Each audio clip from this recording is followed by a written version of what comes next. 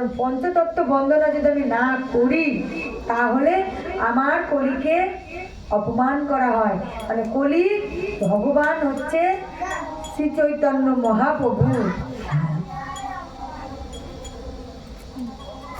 অনপ্রিচরিঞ্চিরাত করুণার ভক্তি কলম সর্বপরিপূর্ণ বজ্ররসম স্বভক্তিতীয় সম্হরি পুরোষ্টন্ড তিক্ত সন্ধি প্রীত সদা হৃদয় কন্দনিষ্ঠিত তোষ সচিদানন্দন। অর্থাৎ যা ছিল চির অনর্পিত, মানে চিরকাল যা হওয়ারই ছিল, অর্থাৎ কোনো কালে যা কাউকে দেওয়া হয়নি। এই যে কলিযুগে যা হয়েছিল, কলিযুগে যা হয়েছিল তা কোনো যুগে হয়নি, কাউকে তা কোনোদিন দেওয়াও হয়নি। সেই উজ্জ্বল অর্থাৎ মধুর রসে রসাল নিজস্ব প্রেমে সম্পদ বিনিয়ে দেওয়ার জন্য করুণাবশত যিনি কলিযুগে অবতীর্ণ হয়েছেন।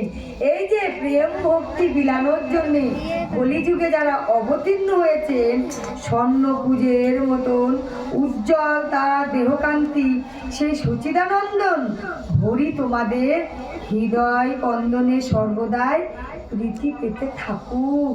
তোমাদের যে হৃদয়, সেই হৃদয়ে সর্বদাই আমার গোবিন্দের বাস যেন থাকে। রাধা স্বরূপ কৃষ্ণ প্রেমী, তিনি কৃষ্ণের হলাদিনী শক্তি। রাধারানী যে বামে আছেন, রাধারানী আসলে কে? আমার গোবিন্দের শক্তি। কারণ একটা দেহ যখন ধারণ হয় তখন তাতে যদি শক্তি না থাকে তাহলে সেই দেহটা কিন্তু কোনো কাজে লাগে না। দেহ বলে বল বল বাহু বল, আর জল জল হচ্ছে ইন্দ্রের জল। এই বাহুতে যদি বল না থাকে তাহলে কিন্তু আমরা গোবিন্দের নাম করতে পারবো না। তাহলে এই বাহুতে বলকে যোগাবে আমার রাধারানী। রাধাকে স্মরণ না করলে বাহুতে বল আসবে না।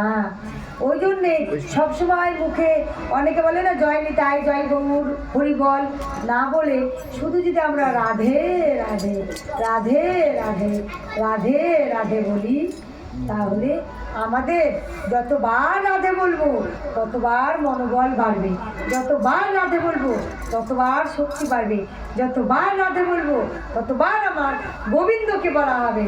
জয় জয় শ্রী রাধা।